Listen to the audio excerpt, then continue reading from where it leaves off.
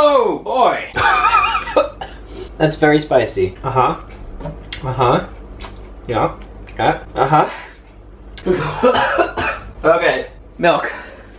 Milk! Thank you. So, it's hot. But the thing to note is that a lot of the spiciness has been distilled throughout the whole... Yeah, I need milk. Ah! Delicious. The hell? And here we are at the end of fermentation.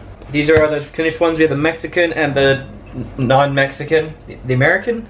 They're completely finished. They are completely fermented, but about a month. You can actually leave these for 3 to 5 months more, and they'll keep getting fermented, but activity has started to slow. As you can see, the clove and the cardamom pods and such have started falling down, coriander seeds. So fermentation is starting to lessen. So what we're gonna do now is we are gonna crack these open, and now you get to watch me struggling. I'm gonna cut this. It's possible I'll never get to open this again, and I think I never get to enjoy this. Come on, you bastard. No, it's been filming this whole time. Alright, cool, great. This is the jalapenos. There we go. Oh, that tastes wonderful. Oh, they're really, you know, the weird thing is they're super crunchy. These are perfectly pickled because what happens is that the lactobacillic acid, bacillic bacterium, I can't remember. They ferment, they create lactic acid, and that's what creates the fermentation process. Well, they kind of ferment, but what really happens is that they just kind of, they firm up, but they still get really soft. They're perfect. Wow, that's got an interesting flavor to it. I would not call that overwhelmingly Mexican. It's kind of fresh and crispy. It's weird. Alright, we're just gonna shake this out.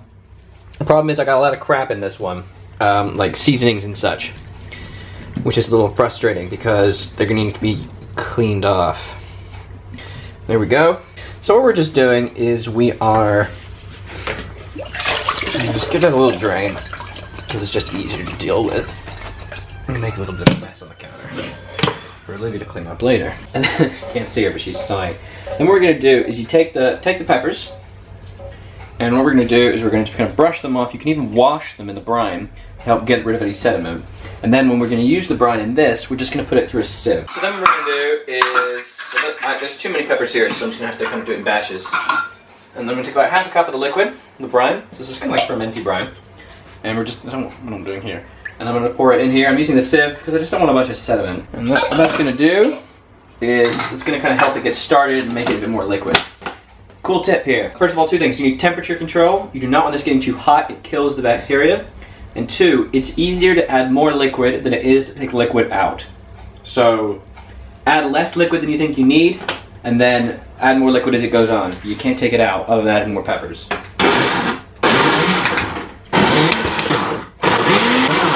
It's not going at all. It's thick, it's chunky, and way too viscous. So I'm gonna add more peppers and a whole schmoozle more of liquid. I like it. So now, what we need to do is we need to strain it. Okay. So test this bad boy. See how that comes out. It's runny. It does have a viscosity to it. It stays on the side of the glass. This is my coriander one and red pepper. It clings to the side, and when I drag my finger through it, it leaves residue. But it doesn't leave a clear space behind it. That means it's not viscous, it's still liquid. And then we got jalapeno. And yes, while liquid, It's just very liquidy. it is liquid, but that doesn't mean it's bad. No, I've never seen hot sauce like that before, but maybe that's me. I'm not exactly a hot sauce connoisseur. And now I just kind of skipped all that because I've managed to do the plava. I managed to make it work. It's pretty liquidy, but it will firm up in the fridge. And now we're gonna pour it in our woozy bottles. That's what these are called. I did not name them. They are woozy bottles. And then we just gotta do that 40 times. And here we have the completed hot sauces of varying viscosities, and they will begin to settle. As you can see, some of them are a little thicker than others, but that's okay. And because I don't have a Vitamix, I do get left with this residue. Now, this is mainly fiber. I could probably extract a little bit more moisture out of this, but to be honest, I was getting lazy. It's got a pretty good taste, and this is just rife with vitamin C. I'm having steaks for dinner tonight, and I think I might cook this in a little bit of butter and some onions. And I think this will make a killer side dish. There's a lot of nutrients in this, so I'm not going to waste that. Never waste. Next up is the red. Fresnos, red jalapenos, and habaneros. Oh boy! That's very spicy. Let's taste some Fresno. Uh-huh. Uh-huh. Yeah. Yeah. Uh-huh. Okay. Yeah. Milk. Milk! Thank you. Milk, not water. Fat soluble, not water soluble. So you need milk. That's gonna be spicy. It's a hot sauce. Change colour slightly.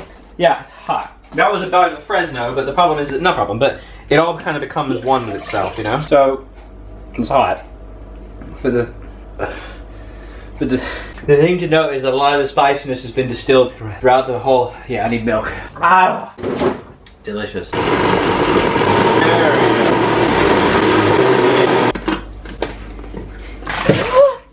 The hell just happened? Hello, welcome back. So the blender exploded, just exploded. So we're back later, and it's a lot of mess. Found our housemate's weird little cheap thing on this Hinari Genie or whatever it is. Sponsor me, please. Let's see if it works. It's leaking. Yeah, that's leaking. It's working good though. It's gonna leak into that. Alright, and then it's basically the same as before, so, you know, you don't need to see this. Okay, it's done. We exploded the entire hot sauce. We made a large mess, but I've cleaned everything up now, and here's the hot sauce. It's all finished. We have my jalapeno hot sauce, and we have my, whatever this is, hibiscus and habanero. I am left with a nice big pile of jalapeno extras and poblanos. I'm going to fry that in some butter with onions and garlic and a little bit of cumin. And that's going to be really nice, a little spicy. And then we have here leftover jalapeno brine. As you can see, the color disparity is massive. I'm not sure what I'm using it for. Actually, no, I know I'm going to use it for. We're going to make a chicken dish, and I might use that in a separate video. We're going to brine some chicken thighs in 2 different brines, and then we're going to roast them or sear them and then roast them, and then eat them with some rice and beans and see how they compare with the different brines. That's it. That's how you make fermented hot sauce. Took about a month. Made a lot of hot sauce. This will probably do me for about a year, honestly. I'm gonna go grind my coffee now because I made such a mess and I'm so tired. It's like 3 o'clock. I was meant to do so much more work today. Don't showcase the clock. My janky clock. Thank you so much for watching. Make sure you do leave a like and a comment below. Let me know what you think about making hot sauces. If you've made any of your own or you have any questions, please do put it below. And subscribe, because I'm making cooking videos, you know, now and again, now and again, now and again. There's gonna be a lot more mead stuff, as well as beekeeping that I've decided I'm probably gonna put on this channel once the beekeeping is all set up. So who knows, maybe this video will be in like a year time, so who knows. Thank you so much for watching. I was Aldra and I continue to be. Bye, Olivia, say goodbye. You gotta say goodbye though. Bye. There you go. See you later. Bye-bye.